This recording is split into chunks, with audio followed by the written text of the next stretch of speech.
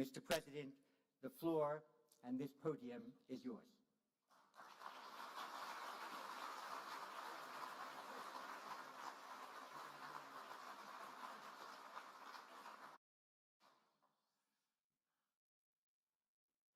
Thank you very much for that very kind and thorough introduction.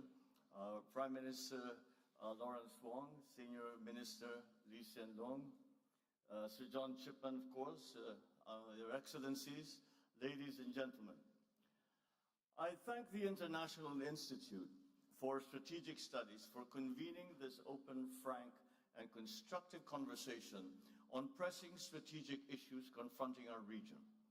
I also thank the government of Singapore, especially Prime Minister Wong and Senior Minister Lee, for providing an environment that is conducive to this dialogue. The notion of Shangri-La conjures up a mystical sense of tranquility, of free souls living in peace and harmony. And it may sound like a wishful concept, but it is symbolic of a continuing dream, an international community that lives in peace, upholds the rule of law, and enables all nations to thrive in pursuit of their respective aspirations. We Filipinos are paragons of this dream. Our history reflects our commitment to the values that engender amity, fraternity, and sovereign equality amongst nations. Our commitment to peace and to the rule of law inheres in how we have defined our sovereign home. When we established our Commonwealth in 1935, we put together a constitution that defined our territory in accordance with the international treaties that became the basis of our archipelagic unity. The Treaty of Paris between Spain and the United States crystallized our islands into a cohesive whole. The Treaty of Washington clarified the extent of our sovereignty and patrimony and a line set by international powers. We sought to uphold and preserve the integrity of our country's physical unity through international law. Together with others, we put forward the Archipelagic Doctrine, which regards all archipelagic states as a single unit, with the waters around, between, and connecting their islands, irrespective of their breadth and dimension, forming part of their internal waters. This doctrine has since been enshrined in the 1982 United Nations Convention on the Law of the Sea, or the UNCLOS. The same convention also clarified the limits of each state's maritime zones and defined the extent with which they could exercise sovereignty, their sovereign rights, and jurisdiction over those zones. Accordingly, we have made a conscious effort to align our definition of our territory and our maritime zones with what international law permits and recognizes. This has been inscribed in Article 1 of our Constitution. As Senator, I was proud to co-sponsor our Archipelagic Baselines Law, which defines the basis of our maritime jurisdictions. As President, I look forward to signing our Maritime Zones Law, which will clarify the geographic extent of our maritime domain. Our efforts stand in stark contrast to assertive actions that aim to propagate excessive and baseless claims through force, intimidation, and deception. In the West Philippine Sea, we are on the front lines of efforts to assert the integrity of the UNCLOS as a constitution of the oceans. We have defined our territory and maritime zones in a manner befitting a responsible and law-abiding member of the international community. We have submitted our assertions to rigorous legal scrutiny by the world's leading jurists. So the lines that we draw in our waters are not derived from just our imagination, but from international law. We have on our side the 1982 UNCLOS and the binding 2016 Arbitral Award, which affirms what is ours by legal right. In this solid footing and through our clear moral ascendancy, we find the strength to do whatever it takes to protect our sovereign home, to the last square inch, to the last square millimeter. The life-giving waters of the West Philippine Sea flow in the blood of every Filipino. We cannot allow anyone to detach it from the totality of the maritime domain that renders our nation whole.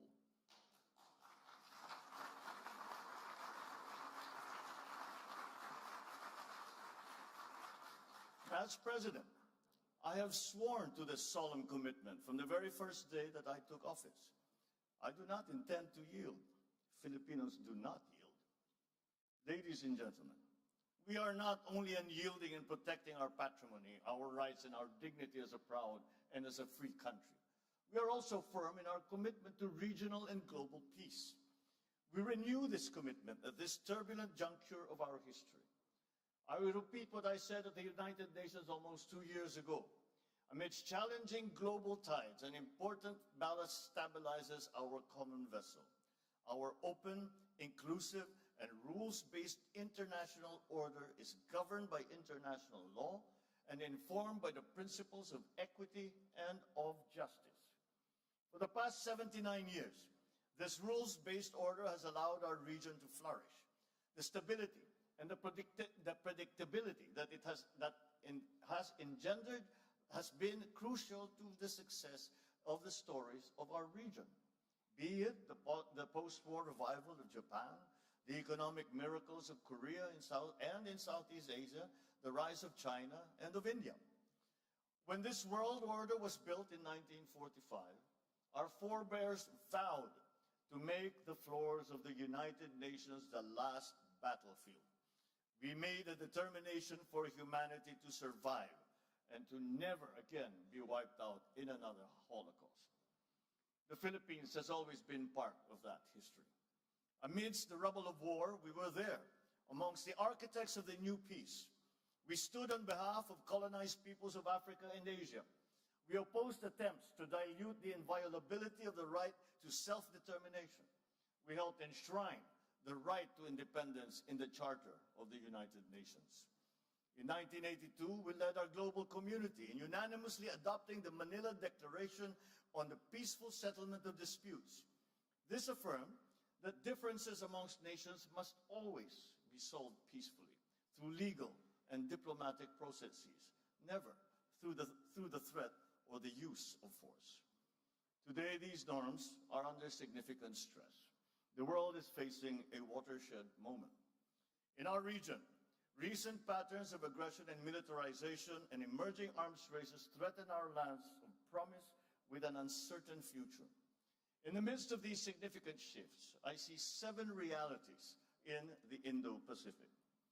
First, the future of our region will be determined by many nations, each with its own unique experiences and aspirations. Yet, their respective agencies are being challenged by attempts to undermine our faith in prevailing international norms. Second, the strategic competition between China and the United States is permeating the evolving regional landscape. This rivalry is constraining the strategic choices of regional states. This contest is exacerbating flashpoints and has created new security dilemmas. Third, the region looks to ASEAN as the institution that will hold the center amidst these evolving dynamics. Yet, challenges threaten our unity and our centrality. Fourth, as geopolitics continues to permeate the global governance infrastructure, the role of bridge builders have become increasingly important to forge decisive multilateral solutions. Fifth, the global commons will continue to be crucial to the security of all states in the region. Access of developing countries to the high seas and to outer space and the peaceful uses of science and technologies is crucial to international development. Sixth, climate change remains a deadly challenge for the region and for the world. It is the first truly global threat, and for the first time, we face a crisis that affects every single human being on Earth and requires action from every single human being as well. And finally, the development of advanced technologies is rapidly transforming human life and experience. These technologies will solve many of our old problems, but they are so powerful that they also have the potential to disrupt our political and our social orders. These 7 realities muddle the waters that we have to navigate in our collective journey as a community of nations. We cannot reverse course. We must persevere. We must push through. The current juncture does not call for a revision of the regional order. Instead, it calls for the reaffirmation of the wisdom of San Francisco in 1945, of Bangkok in 1967, and of Manila in 1982. Let us return to San Francisco and reaffirm the sovereign equality of all states. We must reject unjust narratives that seek to subsume distinct national interest in the so-called major country dynamic, which seeks to impose a hierarchy amongst nations. Those who came before us worked painstakingly throughout the last century to bury the era of spheres of influence and of buffer states. We should not allow its ghost to haunt our region once again. Let us also return to Bangkok and support ASEAN's effort to build a rules-based, people-oriented, and centered on regional community. Any state that professes a stake in the continued peace and stability of this region must respect ASEAN centrality, not only with words, but with action. All partnerships and arrangements must never displace or dilute, but rather uphold and complement ASEAN's central role. So let us return as well to Manila and reaffirm our common understanding of how international law governs the peaceful settlement of disputes. Amidst misleading narratives that seek to discredit international legal procedures, there is a need to reaffirm that those modalities are an expression of good faith. They are a service to the progressive development and codification of international law. They are never an unfriendly act. Ladies and gentlemen, the past inspires the needed clarity and foresight to confront the challenges of the present and to build a future to which we all aspire. From the achievements of San Francisco, Bangkok, Manila, we as a region draw our abiding compass. First, the sovereign equality of states must remain sacrosanct. Second, ASEAN and ASEAN-led processes must remain central. Third, the rule of law and the integrity of multilateralism must prevail. These three constants guide our efforts to prepare ourselves for the challenges ahead. We need to begin by resoundingly rejecting misguided interpretations that paint our region as a mere theater of geopolitical rivalries. We are not mere bystanders to unfolding world events. We are the actors that drive those events. We are the main characters in our collective story. We are the owners of the narratives of our regional community. Thus, we reject any attempt to deny strategic agencies, especially by force, that seek to subordinate our interests to anyone else's. China's determining influence over the security situation and the economic evolution of this region is a permanent fact. At the same time, the stabilizing presence of the United States is crucial to regional peace. It's never a choice. Both countries are important. The continued stability of this region requires China and the United States to manage that rivalry in a responsible manner. Pending the total elimination of nuclear weapons, China and the United States have a unique responsibility to undertake concrete measures to reverse the recent increase in nuclear stockpiles and to alleviate the risks of nuclear conflict. For a long time, the nuclear disarmament discourse has focused on the Euro-Atlantic.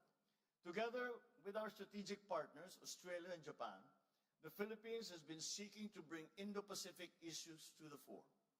We promote nuclear risk reduction in the region through the ASEAN Regional Forum. We push for the negotiations for a fissile material cut-off treaty at the United Nations. We will not waver in these efforts. Our work towards a world free of nuclear weapons is rooted in our desire to extinguish the last vestiges of the Cold War. Yet the danger of regional regression towards Cold War thinking has never been more pronounced.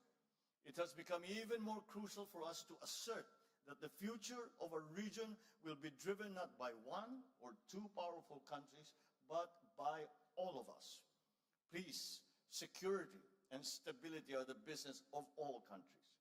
The interests and responsibilities of all states in the community of nations must always be acknowledged. all our voices must be equally heard.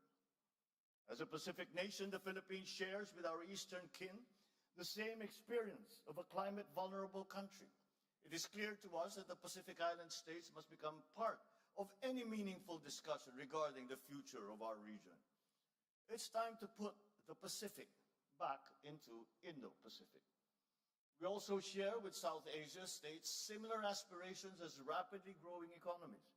Their continued development rests upon the maintenance of peace and stability in the Indian Ocean region. In the same vein, the economic security of East Asia depends upon the freedom of navigation and unimpeded passage in the South China Sea and in the East China Sea, and the stability of the Korean Peninsula and the Taiwan Strait. By virtue of geographic proximity and the presence of Filipinos in Taiwan, we have a legitimate interest in cross-strait issues. The Filipino people have a long history of fraternal bonds with the people on both sides of the Taiwan Strait. Peace and stability must prevail. Therefore, we continue to urge all parties to exercise restraint on the issue. Lasting peace in the Korean Peninsula, on the other hand, is a collective responsibility of the entire region. The DPRK must comply with all its international obligations under relevant UN Security Council resolutions and commit to constructive and peaceful dialogue with the Republic of Korea. Finally, any effort to resolve maritime differences in the East China Sea and the South China Sea must be anchored on international law, particularly UNCLOS. We must accord due regard to the legitimate interests of all parties and respect legally settled rights. We cannot afford any other future for the South China Sea other than the one envisioned by ASEAN, that of a sea of peace, stability, and prosperity. Unfortunately, this vision remains for now a distant reality. Illegal, coercive, aggressive, and deceptive actions continue to violate our sovereignty, sovereign rights, and jurisdictions. Attempts to apply domestic laws and regulations beyond one's territory and jurisdiction violate international law, exacerbate tensions, and undermine regional peace and security. But despite all this, the Philippines remains committed to the cause of peace, upon which our constitutional order is premised. We are committed to addressing and managing difficult issues through dialogue and through diplomacy. The 1982 UNCLOS and the binding 2016 arbitral award provide a solid foundation for the peaceful resolution and management of disputes. Our policy in the South China Sea is built upon these two touchstones. We will continue to work with ASEAN and China towards an effective and substantive code of conduct, one that is firmly moored in UNCLOS. As the world's second largest archipelagic nation, we have more sea than land in our territory. We are among 18 mega-diverse countries in the world, and we have the fourth longest national coastline. We will continue to build upon our significant footprint in enriching UNCLOS, the Convention on Biological Diversity, and the High Seas Treaty. As we work to uphold the rule of law in international affairs, so shall we build our capabilities to protect our interests in our own maritime domain and in the global commons. Under our comprehensive archipelagic defense concept, we shall develop our capacity to project our forces into areas where we must, by constitutional duty and by legal right, protect our interests and preserve our patrimony. And as we build our defense capabilities, so shall we continue to invest in diplomacy. Our commitment to ASEAN centrality shall remain a core element of our foreign policy. At the same time, we shall strengthen our alliance with the United States and our strategic partnerships with Australia, Japan, Vietnam, Brunei, and all the other member states of ASEAN.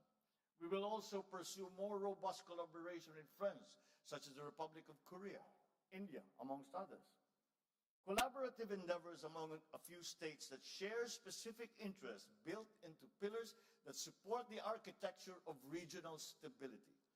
It is in this spirit that we pursue trilateral collaboration with Indonesia and Malaysia in the Celebes Sea, It is the same rationale behind our broader cooperation with Australia, Japan, and the United States in our exclusive economic zone. Last month, the Philippines, Japan, and the United States adopted our joint vision statement on enhancing economic cooperation and contributing to regional peace and security through trilateral cooperation. These partnerships reflect our commitment to preserving, defending, and strengthening the rules-based regional order.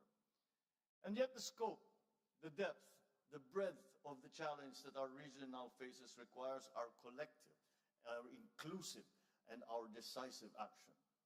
Addressing the realities of our regional security landscape requires our greater collective political will. Let us begin by realizing the vision set for us by leaders past. In 1976, 5 leaders of Southeast Asia, including my father, signed the Treaty of Amity and Cooperation in the Southeast Asia, or the TAC. This landmark treaty is meant to promote perpetual peace, everlasting amity, and cooperation amongst nations. Its goal is to contribute to their strength, the solidarity, and closer relationship. The TAC's provisions were relevant then, and they remain relevant to this day. It is no wonder, then, that the 54 parties from all regions of the world, many of which are represented in this dialogue, have now acceded to this landmark instrument, with nearly a dozen more countries expressing their desire to be bound by the TAC's tenets. This indicates that all stakeholders in the future of this region are committed to peace. It is timely for parties to consider how this treaty can help address the geopolitical and geoeconomic issues facing the region today and the looming challenges ahead. So as we look to the future, let us breathe new life into this noble purpose and the principles of this treaty. Ladies and gentlemen, beyond the regional horizon, we recognize the importance of upholding multilateralism. It remains the single viable platform for collective action against transcendent global challenges. We must therefore step back from the precipice of paralysis. We should transcend geopolitics, find common ground, work to strengthen global institutions. This requires active leadership on the part of middle powers, which have the capacity to cross political and ideological lines, forge genuine consensus, and lead credible efforts towards decisive multilateral solutions. I am proud of the Philippines' efforts to build bridges on issues ranging from climate action to disarmament and non-proliferation, from sustainable development to equitable global health cooperation. In all our multilateral engagements, we seek to bridge global conversations with our unique regional perspectives. Just as Indo-Pacific states must determine our own destiny, so too must we be active participants in charting the future of the world. We must shape the rules. We must build those bridges. It is in this context that we are actively seeking to amplify Indo-Pacific voices in the context of global conversations on the issue of lethal autonomous weapon systems. We likewise seek regional consensus regarding the development of norms of responsible behavior in outer space and in cyberspace. We will bring our experience as a trusted partner, credible pathfinder, and committed peacemaker when elected to the United Nations Security Council for the term of 2027 to 2028. My country has come a long way in our painstaking, often difficult, but steady journey towards the fulfillment of our people's aspirations. Despite daunting challenges and our increasing vulnerabilities, we remain on track to achieve our goal of a high-income economy and a prosperous country by the year 2040, a place where Filipinos live strongly rooted, comfortable, and secure lives. Our strong potentials come with an inevitable rise in our global standing. Just as we have done in the past, we will embrace our role in this region and around the world with a sense of purpose. We are determined to be a force for the good, a force for peace, a champion of regional and global unity, a staunch defender of the rules-based international order.